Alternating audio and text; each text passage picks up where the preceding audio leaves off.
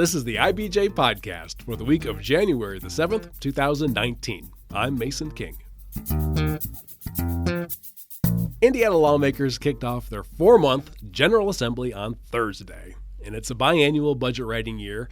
So imagine, if you will, 150 legislators trying to get their hands on the state's purse strings all at once to either tighten or loosen them. And it wouldn't be a legislative session without lawmakers trying to rejigger the rules for casinos and gaming. But this year could bring some truly tectonic changes. The big issue is sports betting. The U.S. Supreme Court gave states the ability to legalize it last year, so you no longer need to go to Vegas to bet on your favorite football, basketball, or baseball teams, at least if you want to keep it legal. And lawmakers also will look at allowing the 2 Majestic Star Casino licenses in Gary to relocate from the Buffington Harbor area, with one potentially leaving the region altogether for another spot. It's a lot to digest. So with me again in the studio is IBJ's politics reporter, Lindsey Erdody. Lindsey, Happy New Year. Happy New Year. May I say also Happy General Assembly? Looking forward to it. It's only 4 months left. Let's start with sports betting, which seems like a huge shift to me for a state that is often skittish about gambling in general, not to mention where people do it and what they're allowed to wager on. And if you'd asked my 25-year-old self whether this is a good idea, he would have said, man, this is amazing. Because when I was young and stupid, I seriously considered moving to Las Vegas to earn a living betting on NBA games. And there was no way you'd ever be able to do that in Indiana. So what happened? Well, like you mentioned, it started with the Supreme Court ruling in May that struck down a federal law that limited gambling on sports like basketball, football, baseball, whatnot, to only in Nevada. So that federal law is gone, kind of opened the door for any other state now. And to be fair, other states, including Indiana, had already been waiting for this ruling. They kind of saw the writing on the wall, if you will, and we're kind of getting ready for it even in the past few years. So this had come up in the previous session and to some extent in a few years prior to that, although it never really gained much traction because there was this federal law that prohibited everything. So that's kind of how we got to here. And before that Supreme Court ruling came down, the lawmakers had already decided that this was something they were going to talk about more in the summer study committees. They met in October and discussed this, and the committee sent a recommendation to the full General Assembly that said that the state should look at passing some sort of bill that would allow sports wagering. The hang-up in the committee was in the details in terms of, well, how do you regulate it? What's allowed and what's not allowed? And all of those little details, they said, you discuss that when the session starts. Okay. So I gather there are 2 bills that have been proposed so far? Yes, we will have a bill in the House from Representative Alan Morrison, and we will have a bill in the Senate from Senator John Ford, both Republicans, both kind of from the Terre Haute area. Are the bills essentially the same, or are they wildly different? Why are there 2 bills? They had both had bills in the last session, and so it's kind of why they're bringing them up again. They are very similar. The big difference is probably in terms of mobile sports betting, which I think we'll get into more here in a bit. But Senator Ford's bill would require someone who wanted to bet on their phone to go to a casino or an off-track betting facility first to sign up and create an account and, prove you're of gambling age. And Representative Morrison's bill does not require that in-person step. He believes that there are other ways, other security measures you can put in place to prove that you're 21 and you're in Indiana. Okay, this is good. Let's focus on that. Yeah. So what would this look like in practice? I assume that Indiana casinos would be able to have a sports book. Yes. So again, this is all going to be debated this session in terms of how it actually works and where it's allowed and all of those nitty-gritty details. But for the most part, yeah, you'd be at a casino. You could go place a bet on an NBA game or NFL game. Would there be sportsbook facilities in every city? Is that a possibility? Like OTBs, off-track betting parlors? I don't think so. I think one of the big debates here for some lawmakers is going to hinge on whether this is an expansion of gaming, and I think that would be a huge expansion of gaming. So I think you're just going to be looking at your existing casinos and OTBs and then the mobile part of it. Yeah, well, the mobile part sounds like a huge expansion if I can do it from my couch. Some people would say it's not an expansion. It's just a modernization of gambling in Indiana. Other people would say it's an expansion. With the mobile side of it, though, the proponents of sports betting overall have argued that if you don't include mobile sports betting, then there's really no point in having sports betting, because a lot of people right now, in terms of all the illegal sports betting that's going on or believed to be going on, it's hard to track, is, happening with somebody sitting on their couch, on their phone, placing a bet, on an NFL game or something like that. And the argument is that person, just because it's now legal, isn't going to be motivated to go to the casino or the off-track betting facility to place that bet. They're still just going to want to sit there and do it on their phone. So you're not going to get rid of that black market that people believe is pretty huge in the state and in the country, really. Yeah. So as they say, you have to meet them where they live. Right. And I mean, it's a convenience factor. We do everything on our phones these days, so. Would I just be able to bet on the major pro leagues, or could I bet on college? I mean, is this going to turn into a bonanza during March Madness? That's another thing that came up in the summer study committee in terms of what do you allow the betting on? And I think that will certainly come up in the session as these bills are debated. My understanding, I think what you would probably end up seeing is yes to the professional leagues and yes to the college sports.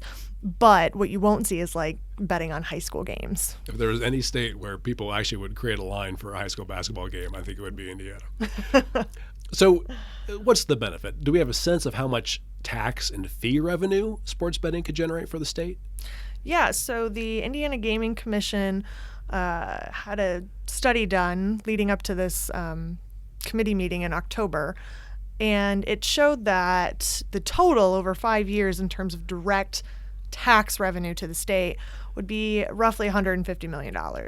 But you also have the overall economic impact of it, which would reach upwards of $465 million by the 5th year, and that would be annually in terms of total economic input to the state. So it's depends on how you look at it. And some lawmakers and proponents have said, don't get too excited about this being a huge tax windfall for the state, because I don't think anybody wants to look at it in terms of, well, we should approve this just because of the tax revenue. Now, for comparison purposes, how much does the state receive each year, say, from the Hoosier Lottery? From the Hoosier Lottery, in this past year, the state received about $306 million.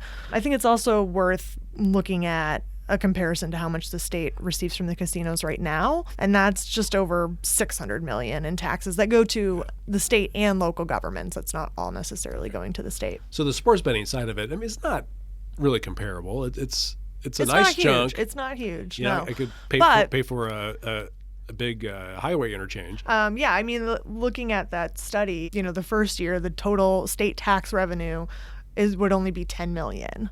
That grows to about $38 million in the 5th year. So it's not huge, but you're also talking about a state where the budget's going to be really tight for the next 2 years, and lawmakers are already kind of scrambling in terms of, well, how do you cover the needs at the Department of Child Services, and plus the Medicaid increases and funding pensions, and they're basically already out of money, and they haven't even increased pay to teachers.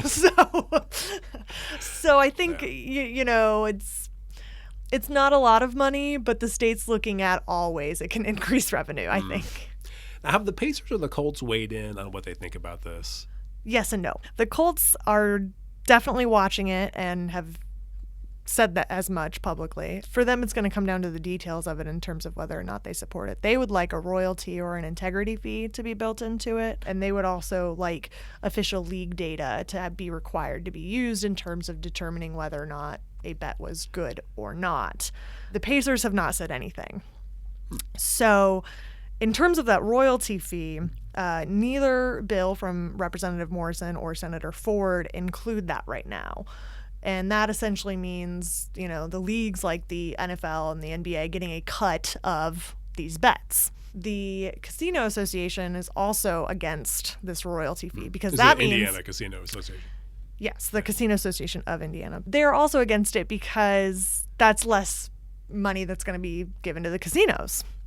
And lawmakers right now have kind of said they don't really see the reasoning why the leagues need that money. The leagues, at least in specific, the NBA was at that committee meeting in October and said that they would need it for like integrity training, to make sure that coaches and players are aware of what they're allowed and not allowed to do.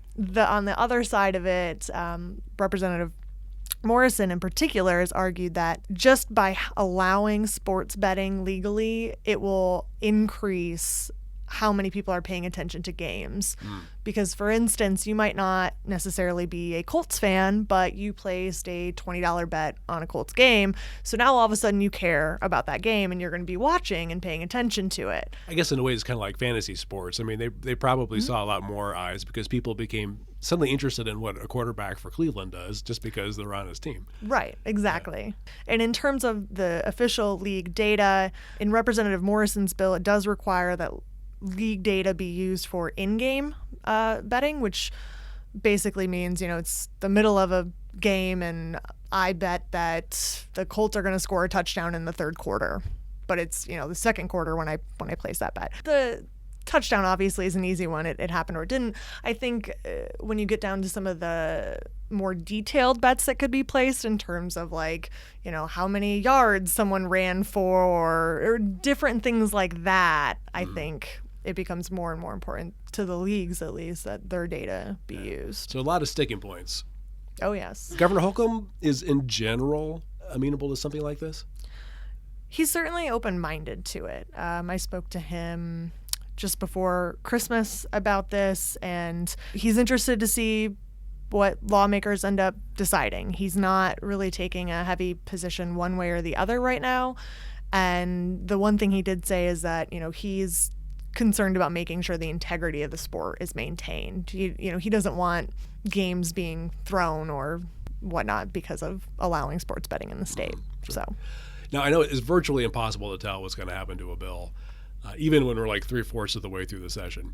But Indiana lawmakers are notoriously slow to make big changes, especially to stuff like this.